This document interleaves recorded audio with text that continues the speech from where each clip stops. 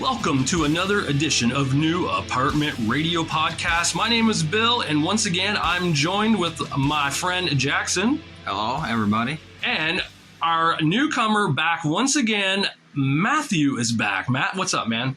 Good. It's great to be back, Bill. Awesome. Now, today, our topic of conversation is on Blue albums. But first, I need to talk about a certain Pink album I just recently listened to.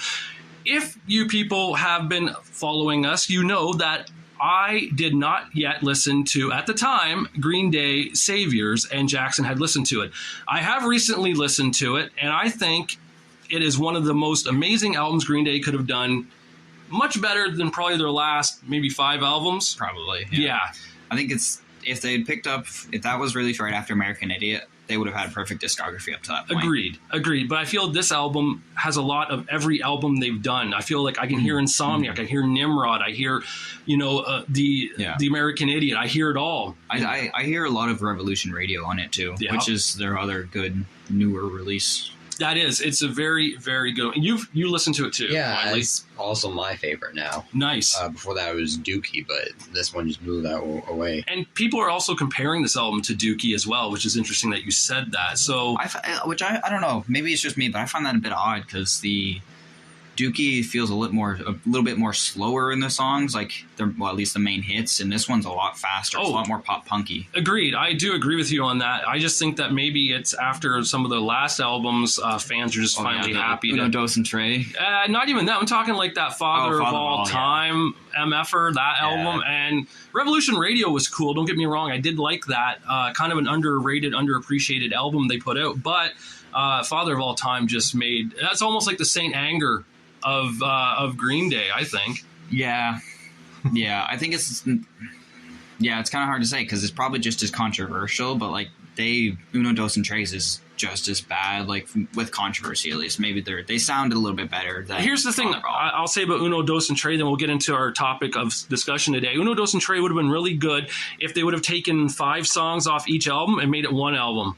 Simple as that. That's all for Uno, Dos, and Tres. Of course, coming out once a month, I think, those albums dropped. It was that early? I thought it was a year after. No, because Billy Joe had his breakdown on stage, so Green Day was like, after the iHeartRadio thing. Yeah, so like we got to give Green Day fans something. They gave us 3 albums in the span of 3 months. Fans were like, oh, okay, whatever. So, but that's besides the point because green is not the topic of color today. It's blue. It's blue. We are talking about blue albums. Now, the reason why Jackson again just lost his chip, he was sober for 3 days. Unfortunately, he found beer. No, I'm kidding. Anyways, Jackson, you found something. This was about maybe 2 months ago. You found a post, I believe, on Amazon of saying how the blue album's always the best album. Instagram. Or was it Instagram? What did I say? You said Amazon. I'm like, why did I say Amazon? I don't know. I got Amazon on my mind. I'd like to buy blue vinyls off Amazon.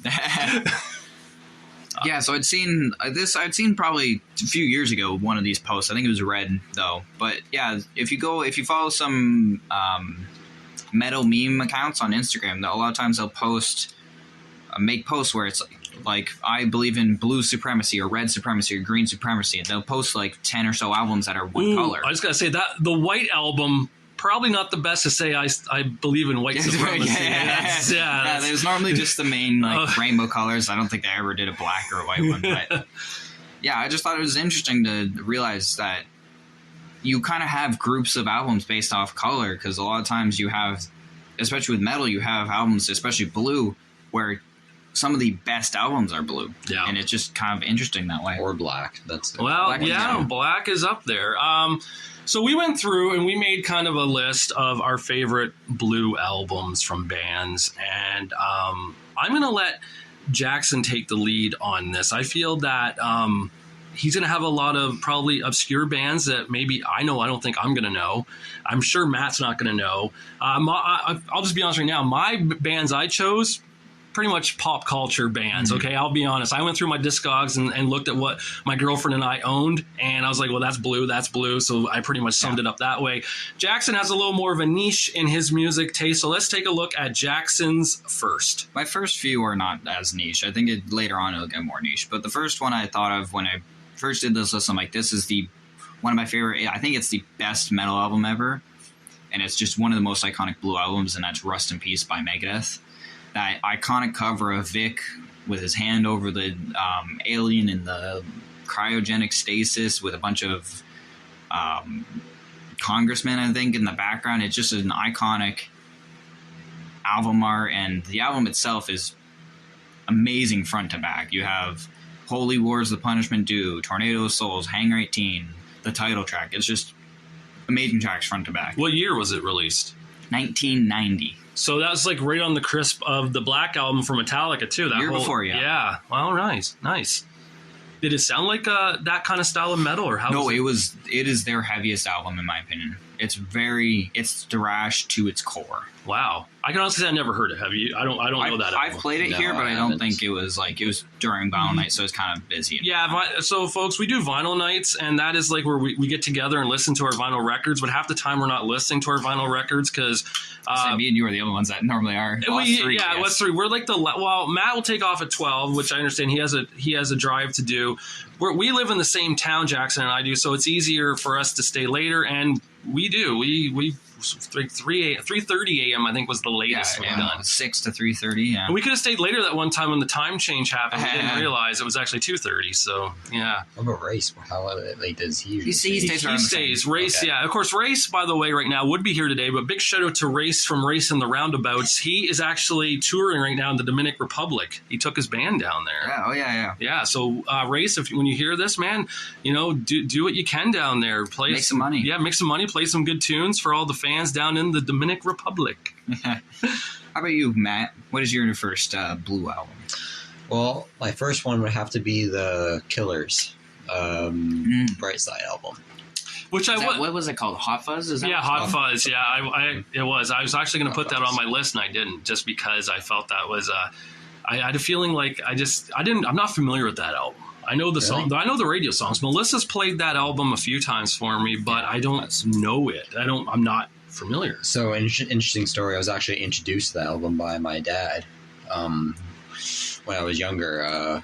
My dad has this playlist of songs he would listen to. He would kind of exercise to. Okay. We had Unfinished Basement at the time, and my dad, he wanted to stay in shape, but he didn't want to spend money to stay in shape. So understandable. We had Unfinished Basement, so we just kind of like run laps or listening to the Killers. Well, not just the Killers, but the Killers was one of the albums that he just played through, and we kind of just ran around with them. Nice. It's a good energetic album. I think it's a good workout album. It's pretty energetic. Stuff like what are the hit songs on that one? Bright Side. Yeah, Mr. Brightside. Mr. Brightside and Somebody Told Me. Somebody told me. Yeah. That's a killer song.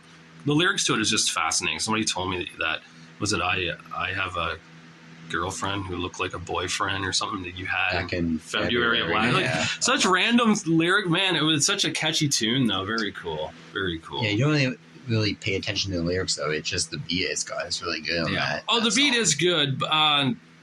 But I think the Killers are actually, if you listen to their lyrics, it's not bad. They're okay. I mean, they're not like just a joke band, I guess, when it comes to lyrics. Some bands can be. A lot of mainstream bands have bad lyrics, but and that's just the way it is. But no, they're okay. I feel like the Killers don't get enough praise that they probably should.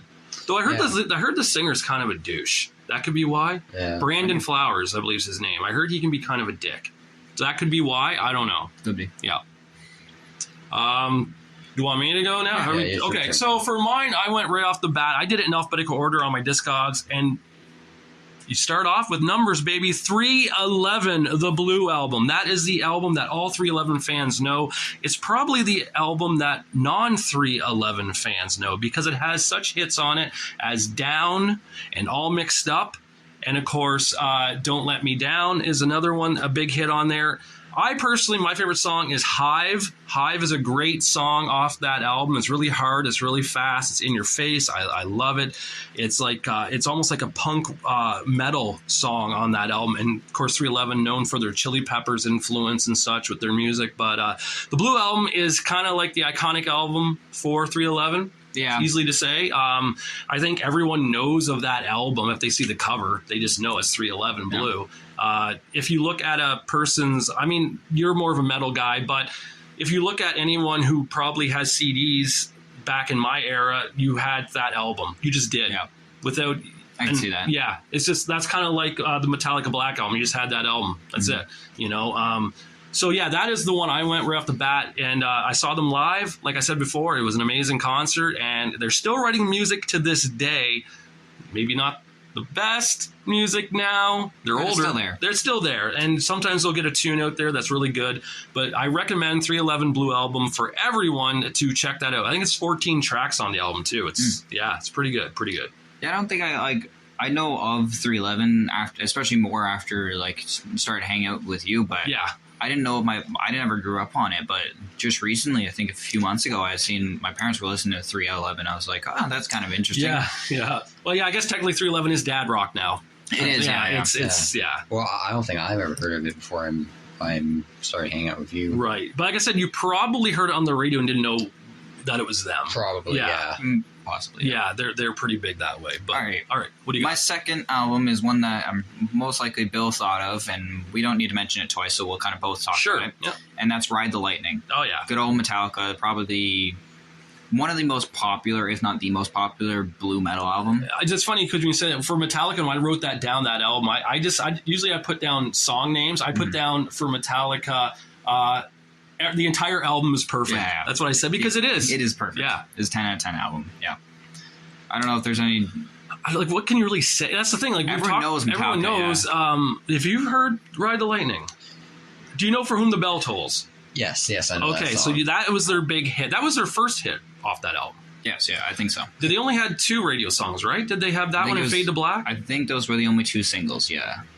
which are very good I singles? don't know if Creeping Death was a single or not. It may have been. I may have. Might have. I know might- it's a single, but I don't know if it was released after or before the It album. may have leaked on the old radio because a lot of DJs would play songs off the album, right? And then they kind of get popular. Yeah, and I know I've had to listen to that full album in full because we did the Metallica. We did. Yeah, we went through it. We had 2 days, and we went through all of Metallica's albums. we did. That was an experience. That was something I'd like to talk about in a future podcast too. Is me, Jackson had this idea of let's go through these an album or a band's library. Yeah, discography. Yeah, discography, and we did it for Metallica, Avenged Sevenfold, Offspring. and Offspring. Yeah, that's all we've done so that's far. all we've And done we so did those far. all within like 3 months of each Yeah, other. So it was. it's been a while. It's been a while. We've said we want to do Green Day. I'd like to do STP. There's a lot we could probably do, like Megadeth, because I know you have a I lot. have 3.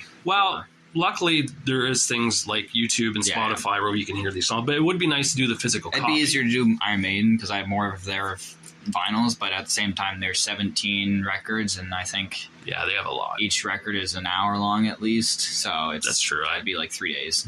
3 days. We don't do it steady 3 days, folks. We do take breaks. But yeah, that's something we're going to look into too in the future. Now, sir, Yeah, my second blue album would be Fall Out Boy's Mania. I'm Okay. not sure if you consider that a blue Well, album. if it's got blue in it, I mean, I consider. Yeah, it's an odd one because it's like kind of in between blue and purple. I was taking a look at it because I've Blurple. seen it before. I never actually listened to it, but it's kind of like that indigo kind of color where it's in between blue and purple. But yeah, I think it's close enough to. Yeah, I honestly think that's their best album that they've done. I can honestly say I never heard it at all. I don't know if I agree with that, but I haven't heard it, so I can't. Yeah, I don't know. I don't know. Yeah, you need to listen to the full album. I mean, when I think of Fall Out Boy, for me, I think Yeah, of you like, probably think they're pop punk days. yeah, I think of 2003 through 2012, right? There's Yeah, an era what's that album? Sugar We're Going Down. Yeah. Whatever's on that. I think is that did they do that one or was that another band? That was them. That was them. They did them and Because there was another Dance. band around that time that sounded like them, and I can't think of what their name was now. Panic at the Disco. Panic at the Disco. Yeah, that's it. Yeah, that's it. I assume it's a good album. The Fall Out Boys very rarely release bad stuff. Even like their biggest album, American Tragedies, some people criticize that, but there's still good tracks. Yeah, on it. I You don't. have Centuries, you have Immortals, you have I forget what else was on the album, but yeah, it's a good album. But yeah, I definitely like their more later albums than their earlier albums. Yeah, I think. they're more poppy nowadays, aren't they? Yeah, they definitely changed.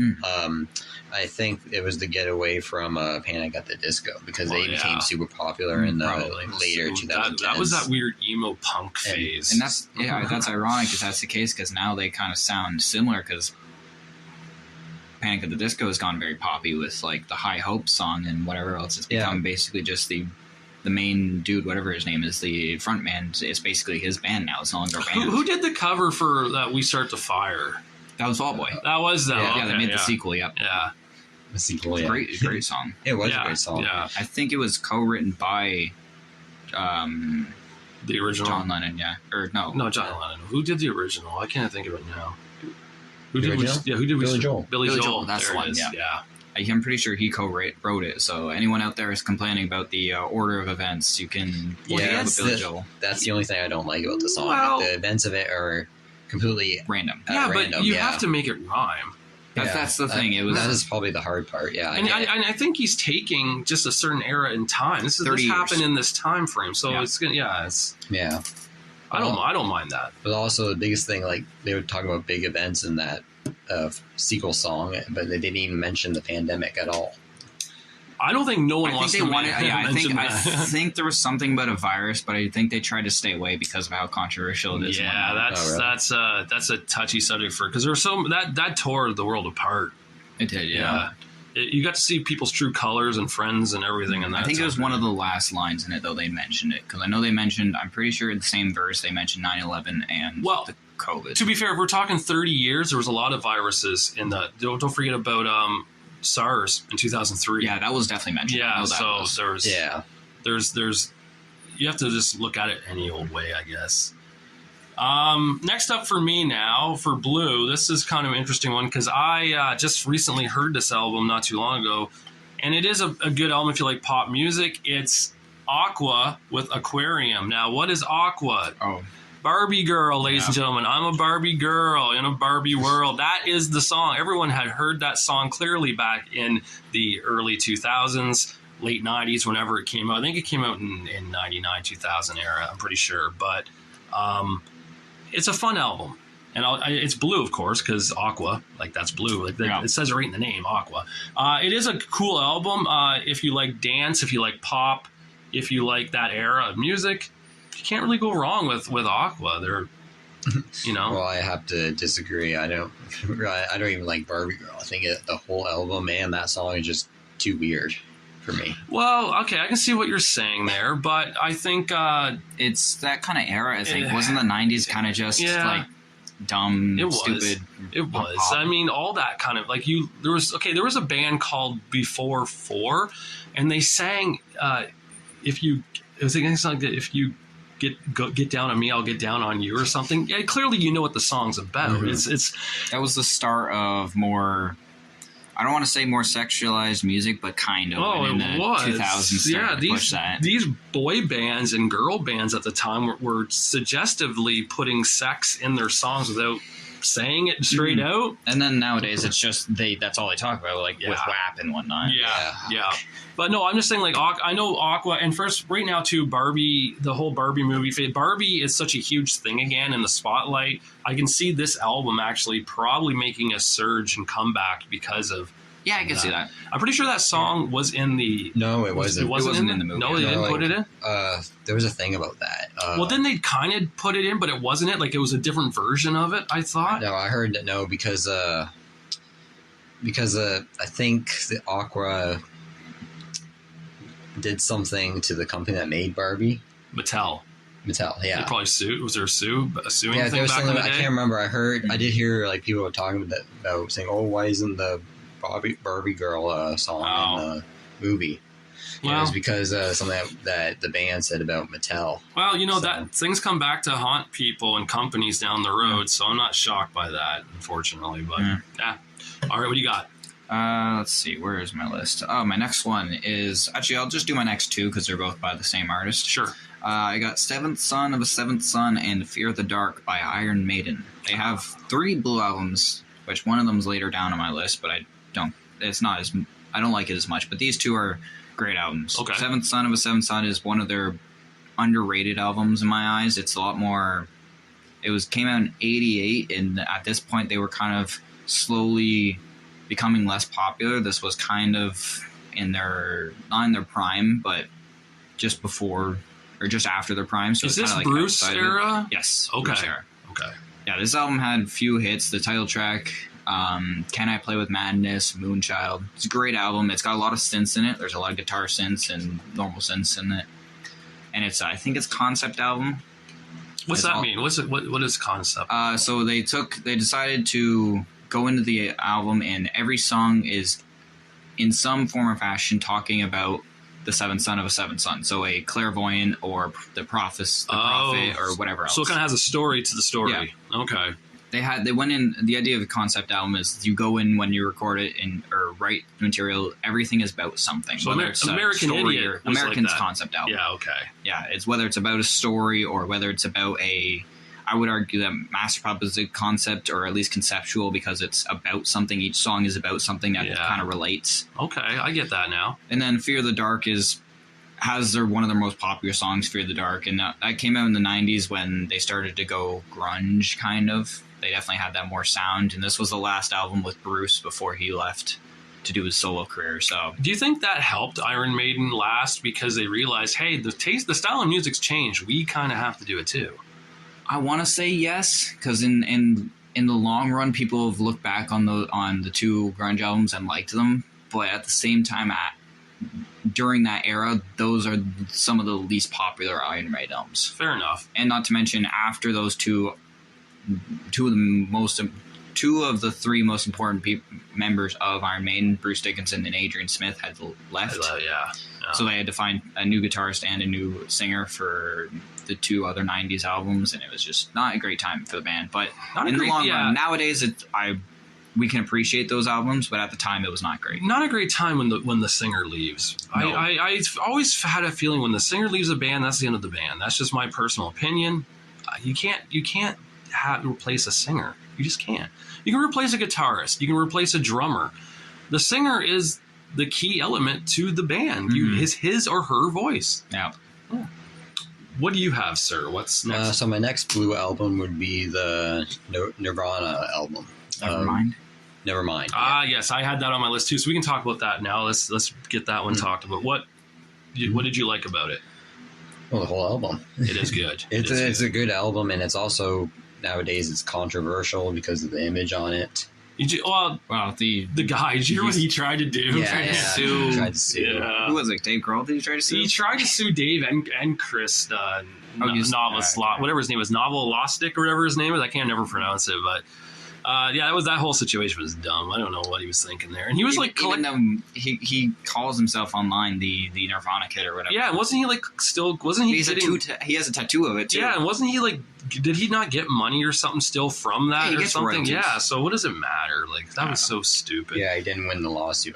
I know. I remember that. Well, yeah, it's still a lawsuit. So 1991, that album came out, Nevermind, and that changed music. Say goodbye to metal and hair bands right then and there. That was pretty much the death of it. And not the death per se, but the death at that time. It was we're done. Yeah, I can't say I'm really a Nirvana fan, but that album is...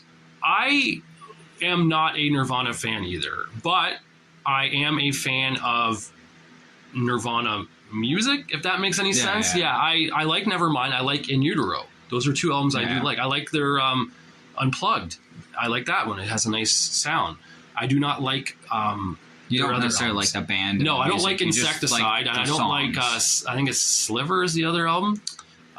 Or is it Silver? I forget. It's one. I forget which one it is, but I don't... Or maybe it's Bleach. The song is it's Bleach. The album's called Bleach. That's it. Yeah. I do not like those two albums. I just don't. And that is... Yeah, but no, you're right. Nevermind. It will always go down as probably... I want to say it's probably in the top 10 most popular rock albums. And if you look back in time, if you had CDs... As a kid, like I said, I'm dating myself. In the 90s, I was a teenager. Everyone had Nevermind. That was one Nirvana CD you always had. Yeah. So, yeah, I agree with you on that. Yeah. What do you got? Or what do you just... Well, technically it was your turn, but you also jumped in on... Oh, right, I forgot. Yeah, I forgot because you picked that. Yeah. Wow, then. What can I go? Oh, you know what? I'll go with I'll go with Bad Religion next. Bad Religion. Who is Bad Religion? Bad Religion is a punk band, and I don't think I've really talked about much about Bad Religion before, but they are very good, and the album I chose is The New America. The New America is one of their pop punk band or pop punk albums. One of the songs, the song titled New America, was actually, I first heard it on an episode of Beverly Hills 90210. In their last ever episode in the year 2000, it aired as the opening music to the credits for the show, rolling like when it started with what the episode was going to be. So I was like, what band is this? I remember hearing that song. I looked them up on the internet. I was like, wow, Bad Religion. I was like, I know of them. I knew of them because I heard of them a few years earlier, but I didn't know they were still writing music because I was uneducated, and that's what happens when you're young. You just are. You learn as the more you go. New America, though, has good songs such as New America, 1,000 Memories, Whisper in Time, and I Love My Computer, which is pretty much talking about how your computer does everything for you. It can fulfill every need you ever desire. And I think we'll just leave it at that. What we mean by that. That's more true now than ever. Exactly. So, yeah, Bad Religion, The New America. Yes, I haven't listened to much Bad Religion, but I've heard good things about them. Very good. And I have 3 of their albums. One day I'll throw one on for the old S&Gs, shits and giggles. Yeah. So sounds good. Yeah. All right, where's my list? The next one I got is Ghost's newest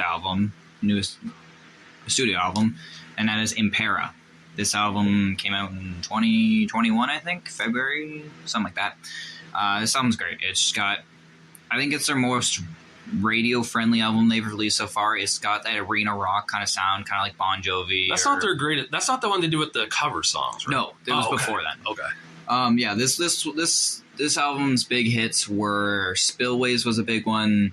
Call Me Little Sunshine, Hunter's Moon, which was that song was in Halloween Ends or Halloween Kills or what one of those Halloween films. Oh, those were some interesting films. Well, yeah. that could be a topic entirely.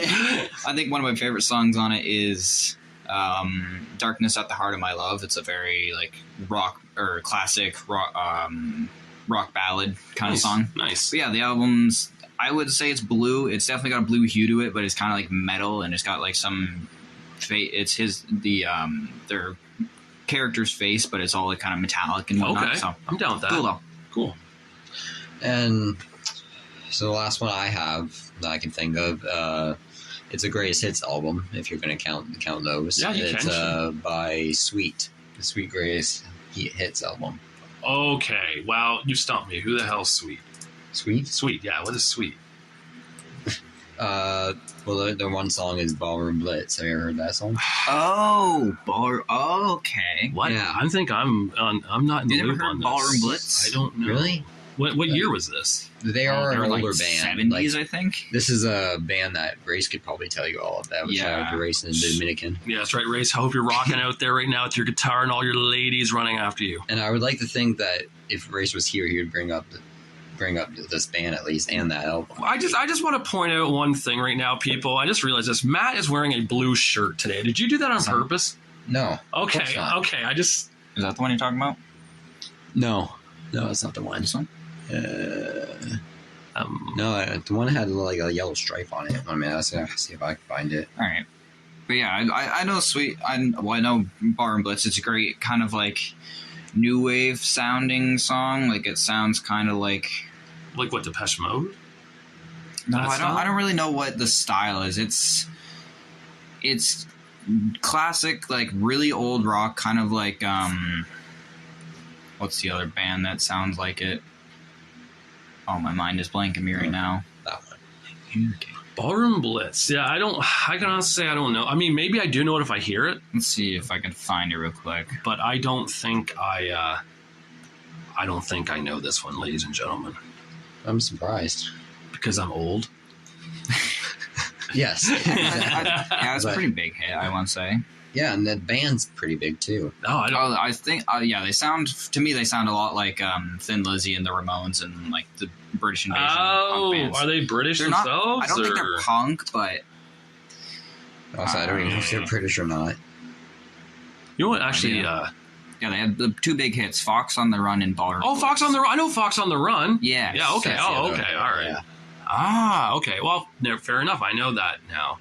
And knowing is half the battle. G.I. Joe, American hero. I can't believe you never heard of one. I can't believe you never watched G.I. Joe. I watched G.I. Joe. Bullshit. The movies. The movies, yeah. Okay, the one with The Rock? Dwayne Johnson? Yeah. In it? Oh, God. Oh, God. The cartoon is way better. No, I've never seen the cartoons. Of course not. I forgot. You're young. Yeah, and you're old. Hey, man, I'll just say this right now. I know it's taking a weird left turn, but cartoons in the 80s for kids were much better than the 90s and 2000s. I'll say that. Were they, though? Yeah, they were. We watched the old Transformers show. And how together. great was that? Amazing. Amazing, yeah. I mean, I guess you could say it's good. It just nothing made sense. It didn't have to. It's We didn't have audio Transformers. on. Yeah, it's about alien robots. Like, nothing Yeah, about that that's makes sense. All right, what's your next one, Bill? Okay, my next one is a band from New Jersey. We're talking about New Jersey. Bon Jovi, and I'm going with the album New Jersey because it has. This would be the album I believe that is probably their second famous album after Slippery When Wet. Did it have Bad Medicine on It had Bad Medicine. It's got Born to Be My Baby, Lay Your Hands on Me, and I'll Be There for You. 4 solid songs. The album, it's not, okay, let's say it's not technically my favorite Bon Jovi album. It probably ranks maybe in the top 5. However, Born to Be My Baby is my favorite song of all time by Bon Jovi, which is ironic because, I mean, if that song wasn't on this album, I have a feeling this would be like my lower Bon Jovi albums if I had to do a list of Jovi. But I feel like this was a really a solid album that Born to Be My Baby kind of connected everything together. It's a very fast-paced love song, really, is what it is. I mean, that's all Bon Jovi was. It was fast-paced love songs. But no, it was their style. You can kind of see it changing as it was going. I want to say that album came out in '88. I could be wrong, but I think it was '88. Yep. Yeah. Okay. So I believe the next one after that was Keep the Faith, which came out in '92. And that was, you can kind of see that turn. You can kind of feel it when you listen to that album. It's like, oh, they're going to change their style of music. They're getting out of the hair rock.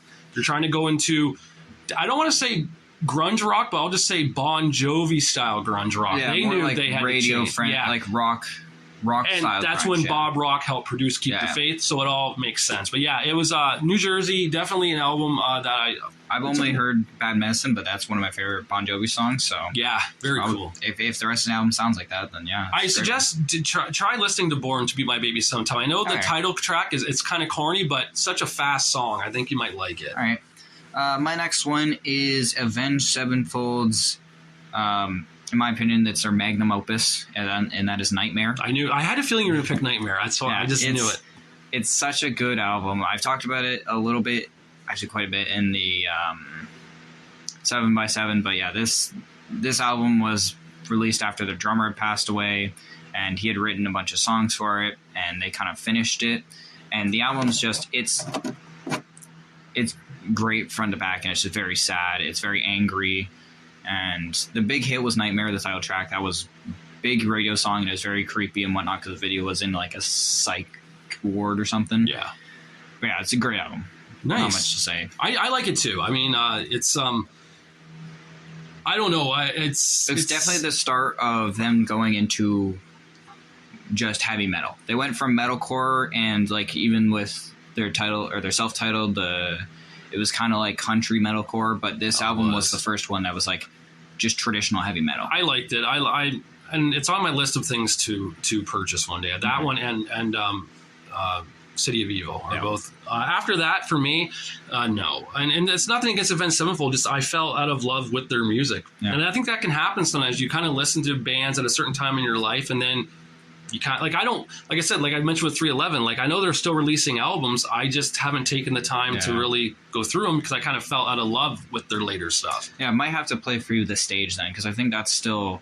It's not too far weird that it's bad. I think it's still quality. Okay. But it is a bit. I mean, we did the Avenged one. I don't remember. Did we? I had it on. You had it on. I guess. Remember. Yeah. As I said, that's so long ago now. That's the joys of doing those. All right. What do you have? All right. So my last one that I have on my list. For a second time. Hmm? You said the last one keep last coming time. up. I'm surprised. Yeah. Go ahead. What do you got? Oh well. Is it your blue shirt you're wearing? Is that's on the list? No, just him. Okay, I added this to this last minute because it's another band, an older band that I think should be mentioned that you should have heard about, Bill. Okay. It's the Beatles' Blue album. The Beatles' Blue album. I will be the first to say I do not like the Beatles, so this is all you. Okay, well. Hey Jude. Okay, can I just say what's? Oh, we just got canceled. I just said we're done.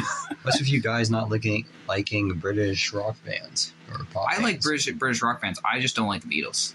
They never have clicked for me. And I don't disrespect. Like I think they have a very respectable, and they've done enough for the music industry as a whole that I respect the hell of them. I just don't care for their music.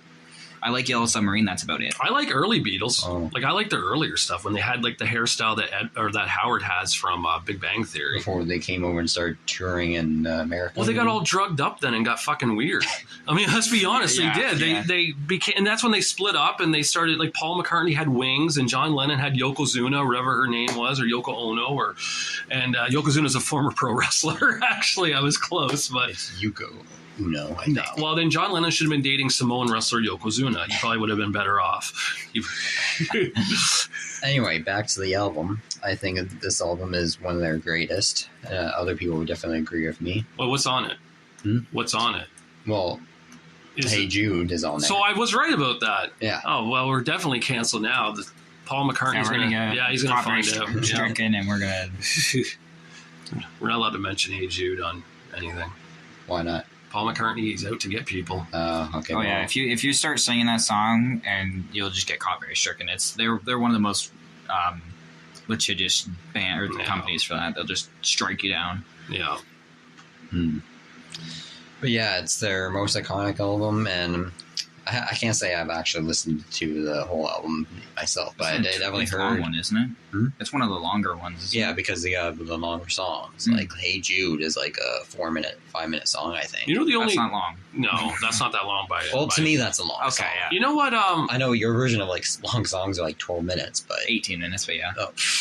I'm familiar with the White Album. I think the White Album had that song Back to the USSR or whatever. Back into the I want to say USSR. so.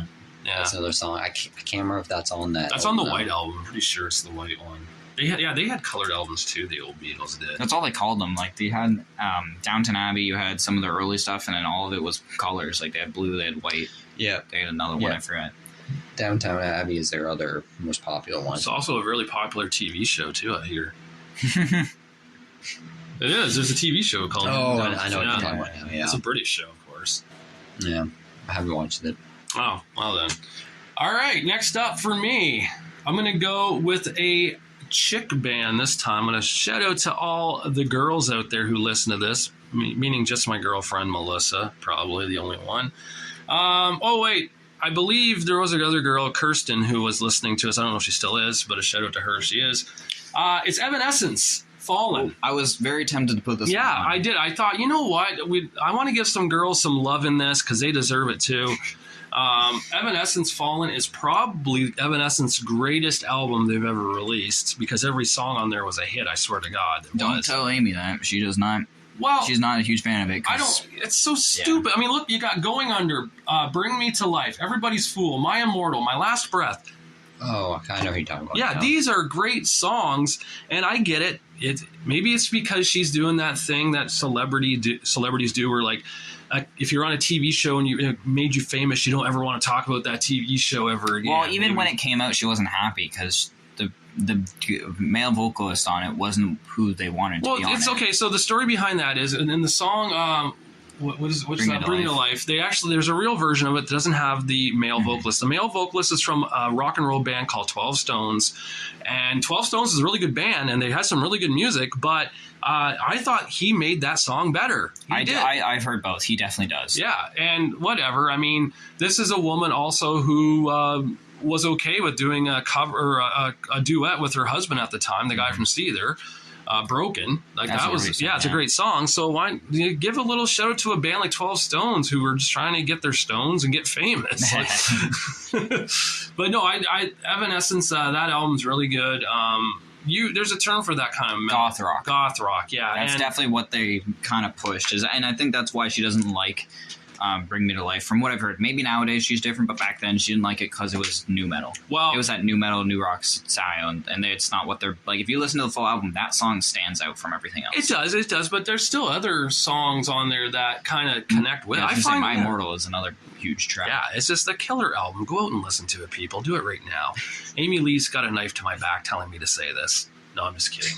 She wouldn't be caught dead here with any of us. No way now. Yeah. So yeah, Evanescence. Listen to it. That's all I got there. Nice. All right. Yeah. Let's see. Did we say Amy Lee? It's definitely Ann Wilson. Amy Lee. No, isn't it? Amy Lee's the Ann singer. Wilson. Oh no, Ann Wilson's from Heart. I'm stupid. Yeah. I was gonna say Ann Wilson took over as the singer. Well, I'll continue with the female praise. The next album I'll do is Eternal Blue by Spirit Box. Yeah, Spirit Box. You told me about them not too long ago, and they are good. Yes, this band, Spirit Box, have gotten huge strides recently, and they've been kind of sweeping the metal scene with their past, well, from Eternal Blue to current. And yeah, this album's great. I don't know the whole album. I know a few songs on it, but it's just... I know if I listen to the album, I'll like it. I just haven't gotten around to it. Was it Spirit Box you said was nominated for metal music or something? Yeah, they were nominated for Metal Performance of 2023 for the song Jaded. And they didn't win, sadly, because Metallica kind of has to win. But yeah, I don't know. They're a great band. I think if they get nominated again, I think they will win. Because they're just that popular and they're that skilled. Are they on the radio though? Because I don't think I've ever heard them on the radio. I don't think they are on the radio. They're still too heavy to be on the radio, but they're catchy. I'm guessing the two songs that kind of stand out on that album are "Circle with Me" and "Holy Roller." Okay. "Sun Killer's" another good one, but yeah, those three songs are amazing. I'm gonna say you've never heard of them. No, I'm sorry. I don't only listen to many female-led bands. I know Jackson's had them playing at our work. We've heard it play. Yeah, I know you played. I have quite a few covers songs too. Yeah, not Spirit Box. No, a female-led. Oh yeah, I'm talking about Spirit Box though. I'm talking that's where I first heard of them. No, because I was like, oh, this is different, and it was good. Because you said they were going to open for Falling in Reverse. Was that the? Yeah, they were. Yeah, that's a funny story. They were going to open for Falling in Reverse. And then all their fans started telling them don't do it because Ronnie Radke's a terrible person or blah, blah, blah, blah. They were trying to cancel, so they hopped out of the tour. And then at the end of the Falling Reverse tour, the last show, they had a big sign up on stage and said, we wish you could have been here, Spirit Box. Nothing bad happened or whatever. And it's like, that's kind of funny. That's funny. Yeah, Ronnie Radke, that can be a whole podcast on that guy. Oh, good and bad. I don't hate the guy. But then he hasn't done nothing bad to me personally. Yeah. Okay, then. So, do you have another one? No, I'm all out. Which is weird. I thought he would pick a certain band that he loves. Yeah, I'm surprised he hasn't. We'll get to that in a minute. Yeah, okay. I'll go with mine. Okay, so next up is a album that really, really it still is good to this day, and that's the Foo Fighters, The Color and the Shape. It came out in, I want to say 1997, I believe was the release date, after their self-titled album, which I think came out in 95.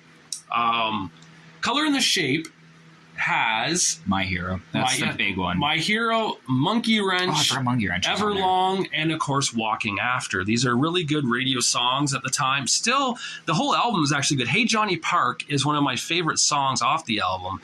So I don't believe it was a radio hit, but it should have been. It's really good. Just a really, really good, wholesome rock and roll album. That's what that album is. It's just rock and roll. Dave was like, to me, grunge is dead. Grunge was dead, and Dave Grohl said, "Grunge is dead. I know this because I was in the main grunge band. Grunge is dead. Rock and roll is back." And he made the Foo Fighters a rock and roll band. And one of the biggest rock and roll bands now. Yeah. And that's the thing. Foo Fighters can easily be on a tour with metal bands, with punk bands. They can go anywhere. That their style of music is, and of course, unfortunately, their drummer passed away. Hawkins, rest in peace. Yeah, man, that guy was a good drummer. And may I just say this with the Foo Fighters too is watch that movie they were in, that horror movie. Oh yeah, what is that called again? I forget now what it was called. But I know the album's called Dream Widow.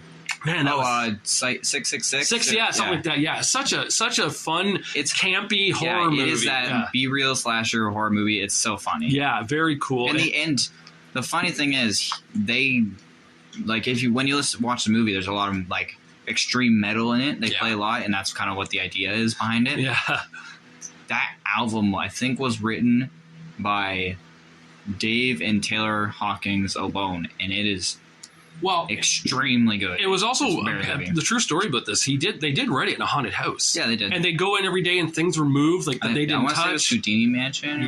So I'm not sure. They got really. That's why I think there's only like 7 or 9 songs on the album. Right? There's not many. Yeah, there's like because they said let's get the fuck out of here. That was pretty much what they said in the interview. Like we're done. Yeah, and they recorded it. I want to say they recorded it in like 1 or 2 sessions. Like it was pretty quick. Yeah. Yeah, that is it for.